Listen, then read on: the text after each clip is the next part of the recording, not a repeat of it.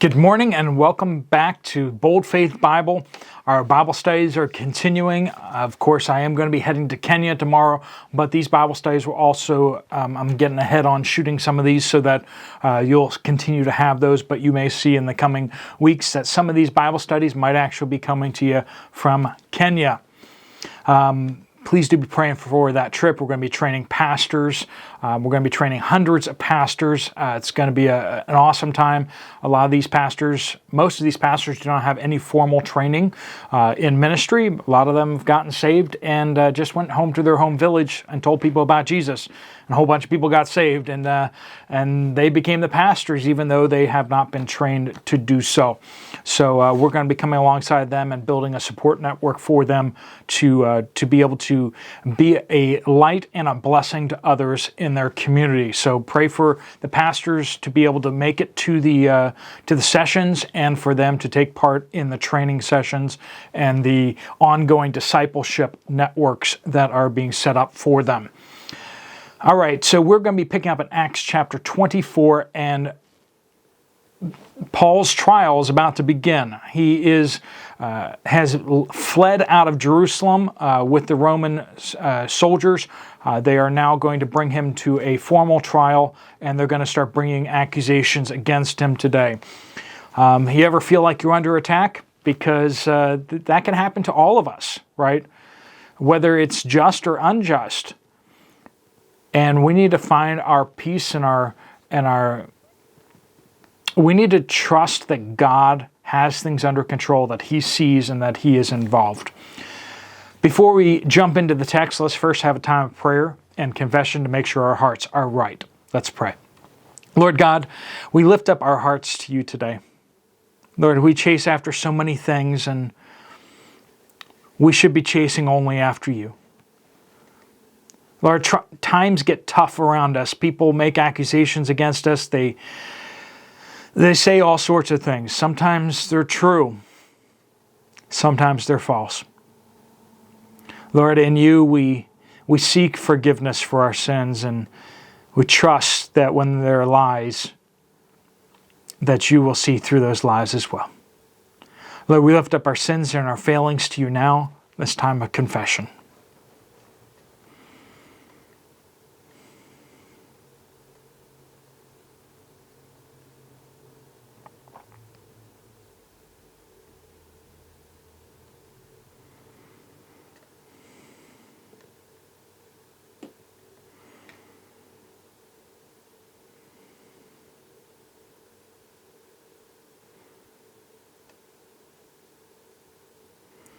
Lord, we praise You that in Christ Jesus we find the forgiveness of our sins. Through His death, burial, and resurrection, our sins have been once and all paid for. Lord, help us to walk in the truth of that we are free, that we are forgiven, that we have the righteousness of Christ. Lord, we pray all these things in Jesus' powerful name. Amen. So great to have you along for the ride here as we continue to go through Acts, and we are in Acts chapter 24, picking up in verse 1. So he's been taken down to Caesarea by the Romans, and he's in prison there until they can figure out why they're imprisoning him. Here it comes. 24 verse 1. 5 days later, Ananias, the high priest, came down with some elders and a lawyer named Tertullus. These men presented their case against Paul to the governor. When Paul was called in, Tertullus began to accuse him and said, first we got to start with some buttering up of the judge, right? We enjoy great peace because of you, speaking to the governor. And reforms are taking place for the benefit of this nation because of your foresight. We acknowledge this in every way and everywhere. Most excellent Felix, who's the governor, with utmost gratitude. But so that I will not burden you any further, I request that you will be kind enough to give us a brief hearing. For we have found this man, Paul, to be a plague, an agitator among all the Jews throughout the Roman world, and a ringleader of the sect of the Nazarenes. That's what they call Christians, right? because Jesus was from Nazareth. He even tried to desecrate the temple, and so we apprehended him. By examining him yourself, you will be able to discern the truth about these charges we are bringing against him. The Jews also joined in the attack, alleging that these things were true. So he's apparently a plague. Sounds more like an insult than an actual charge, doesn't it? An agitator. Again, okay, so what did he do? What did he actually do? I don't like the way that person looks. Let's throw him in jail.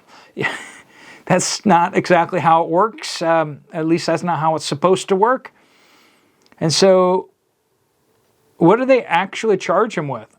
He tried to desecrate the temple. Okay. Question for you. Did you try to desecrate the temple, or did you desecrate the temple?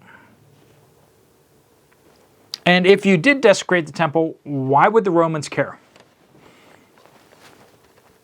You see the problem here? You see, what are they actually charging him with?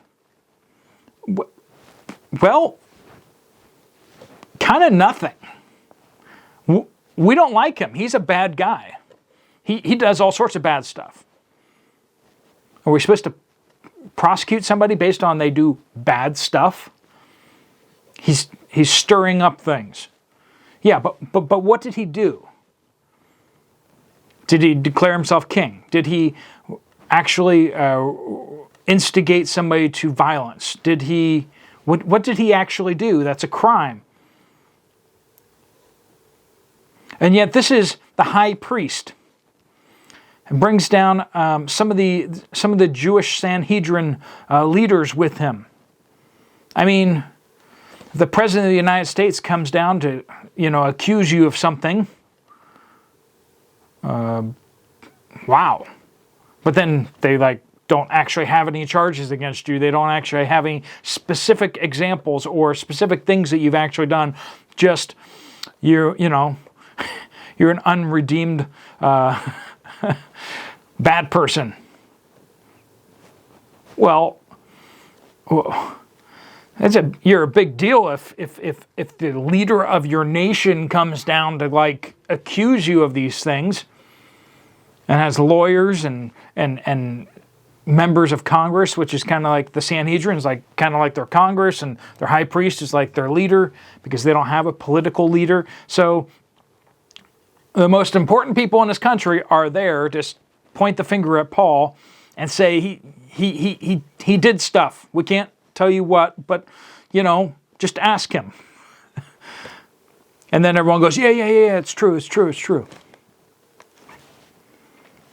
Friends, do you ever feel like that?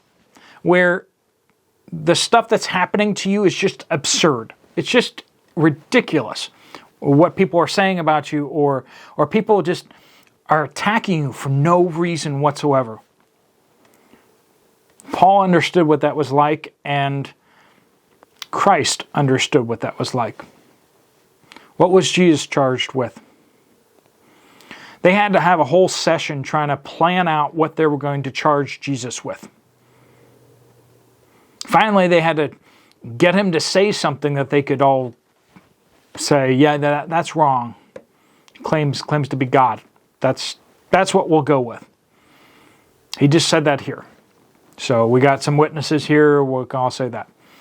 I mean, Pilate himself is just he's not guilty. What did he even do? And he's going to release him except for the mob that's demanding them to kill him. Friends, if you don't have any opposition, then maybe you're not a threat to the kingdom of darkness. But if you are a threat to the kingdom of darkness, is it so odd or unusual for you to get pushback, get resistance? You should be encouraged that Satan wants to take you out. And you should be even more encouraged that Jesus won't let them. We're going to see tomorrow how Paul defends himself, but I kind of gave you some of the inklings there. Just the charges don't make any sense. There really isn't anything that they've said that he's done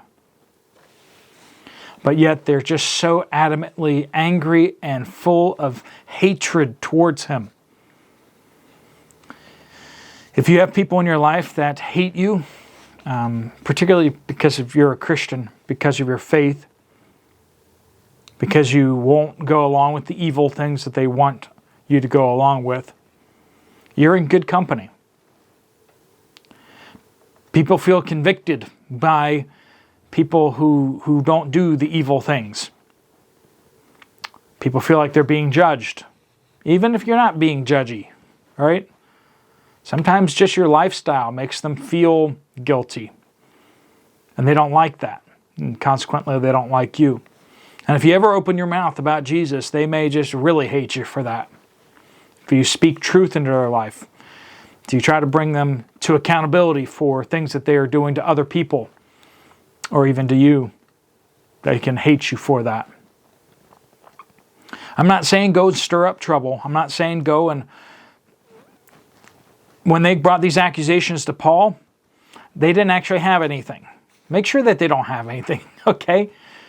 Don't be trying to provoke people. Don't be a jerk. But expect hard times to come. Expect people to push back against you. And when they do, trust the Lord and keep doing what's right. Let me pray for you before you head out to your day. Let's pray. Lord God, we pray that you would bless each and every person watching this video today. That you fill them this morning with your Spirit, that you guide them, that you use them mightily in their day, but also, Lord, that they would remain encouraged in you. Even when hard times come, even when people are criticizing them and doing all sorts of evil towards them, I pray that you bless them in spite of all their enemies. Lord, help us to have the courage and the strength to continue walking in the path that you've set before us. Lord, we pray all these things in Jesus' powerful name. Amen. If you have some extra time, you want to check out some other Bible studies, there's some right up here on the screen. I'll see you over there, or I'll see you later. Appreciate your prayers for the trip to Kenya and the work with the pastors over there. I expect to bring you some awesome reports in the near future about that. God bless you all. I'll see you later.